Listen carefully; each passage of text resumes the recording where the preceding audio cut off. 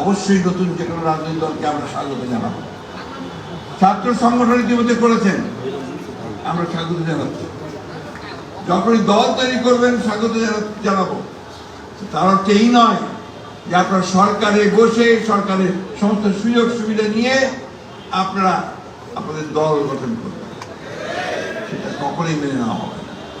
আমি আবারও বলতে চাই অন্তর্বর্তীকালীন সরকারকে এবং সরকার প্রধানকে যে আপনি অবিলম্বে এই বিষয়গুলো অবস্থা নিন, তাহলে জনগণের যে আস্থা আপনাদের উপরে আছে সে আস্থাও আপনাদের উপরে আর থাকবে না।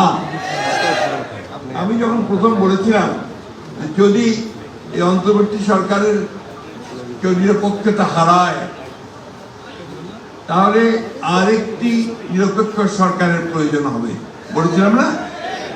কেন বলেছিলাম তা এখন প্রমাণ হচ্ছে। তখন তিনি বলেছিলেন যে আমি নাকি 1-11 দিকে নজর দিচ্ছি। আমরা 1-11 ভুক্তভোগী। 1-11 যারা তৈরি করেছে তারা টিকতে পারেনি মানুষের কাছে। আবারও হুঁশিয়ার করে বলে দিতে চাই, যদি আবার কেউ সেই 1-11 কথা চিন্তা করেন, গণতন্ত্রকে বিসর্জন দিয়ে আবার সেই একদলীয় শাসন বা ফ্যাসিস্ট আন্দোলন, ফ্যাসিস্ট সরকারের দিকে যেতে চান, তাহলে কখনোই জনগণকে মেনে নেবে না। জীবনের সাথে চলে hi-fi, all time healthy life।